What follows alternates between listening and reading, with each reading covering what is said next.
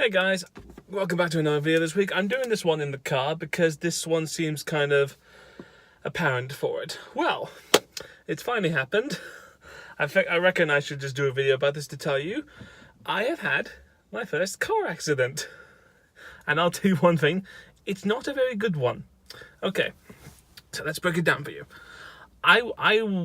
This happened about this week. So as you know, I do stuff every single week with a video, and I thought I'd share this with you. So about earlier this week, I decided to go into town to buy myself some new shoes because the shoes I was wearing right now were just ridiculous. I mean, not right now. I'm wearing slippers in here because I'm just in the car. I'm not going anywhere. So But I decided, okay, I'm gonna go into town, buy some shoes. Yeah, no big problem, just going in and out. And in town, there's a giant multi-story car park where the shopping centre is, which is very useful. So I went into there. Now, the thing you have to know about this car park that I go into, my parents, everyone around me told me that there's about 3 or 4 levels to this car park, and the first level is the one where everyone wants to be, because that's where the doors are for the actual shopping centre, where you can go in and you're right in the middle of the shopping centre, where everything is. That's like the level where everyone wants to be, because it has the entrance, the exit, and the shopping centre, all in one floor. And then there's like levels 2, 3, and 4. Like, for level 4 is the roof. I was told all the time when to go in there, I should head to the roof because it's easier. There's more spaces there, a lot. But, and just to clarify this even more, the one thing I was told not to do, which was, as every other multi-story car park, you're not supposed to drive. Don't go into a space where there's like pillars, on either side, because it gets a bit more difficult to get in and out. It can also. Because also, like, when you squeeze in there, the doors themselves you'll be stuck in the car. It's just that simple. Now, I'll admit, on the one hand, that I have been a little bit cocky over the last couple of months driving. Trying to get in the gist of it, doing all the stuff. I expect the fact that, I like to think that I'm doing kind of well. So I'm moving the camera around just so that you can get a good view of this buddy. Anyway, I was on the first floor. I got in there, I was in there, and I saw a space near a pillar that was free. And I thought to myself, you know what? This is actually a good spot. It's in there, I can be in and out in like that and like that. But what I didn't account for was that, okay, to give you a bit of a context, when I was learning to drive, I was not particularly good in terms of spatial awareness, more particularly to the left. So now was anything that was to the left of me, I would just not see or get too close. And I thought that, like, when I passed my test and started driving on the road, that would sort of die down and I would get slowly better. Apparently not, because the space I was in, I had a pillar. I went in, about less than 10, or somewhere between 10. Went round the bend, straight into there, and I just heard a loud sheesh. It was literally just, I hit the car in the pillar. And it freaked me out. There was a space in front, further on, where I was going to go.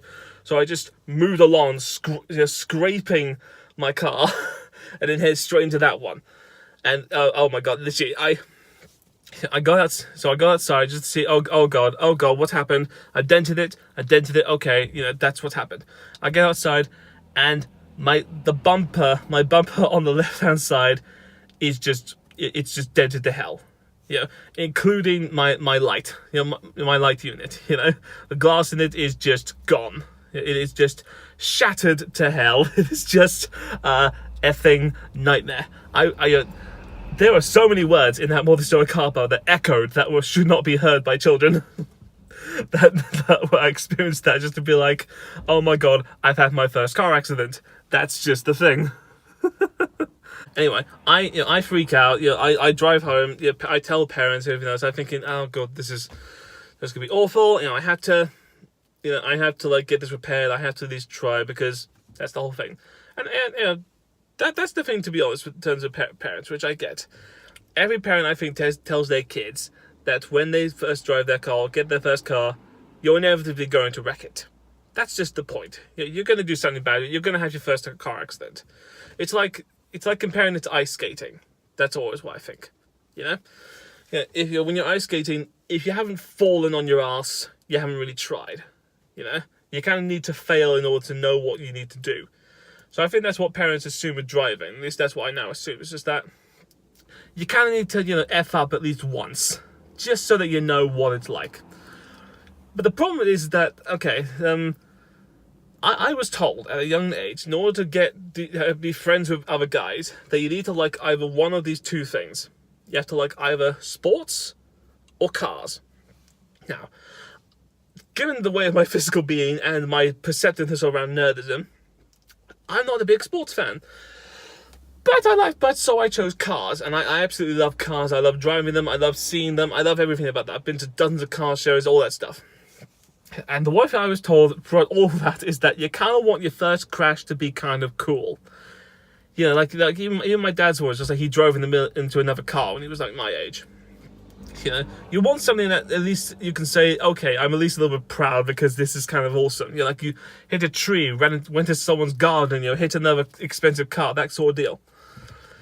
Mine is just really lame. It's just that gist. It is just lame. I hit a pillar in a multi-story car park. Now, I've heard worse, but it is still a lame story because, compared to other people who I know, it's just like, I hit a non-moving object.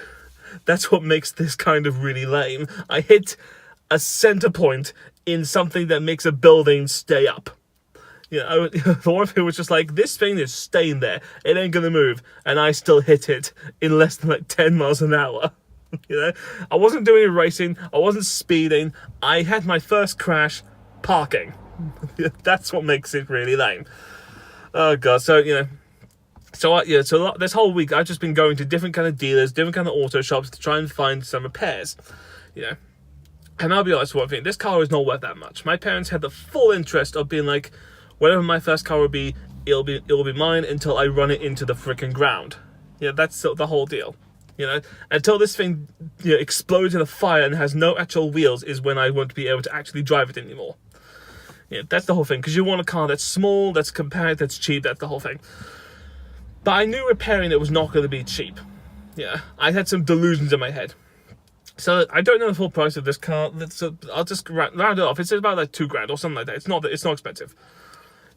But so the first dealer I went to, I went to him to assess the damage, and my family and I were ballparking around maybe 500 quid worth of damage, which sucks. It sucks if you're a first time driver. It sucks if first time you're trying to earn money and then suddenly you have to lose all of it just like that.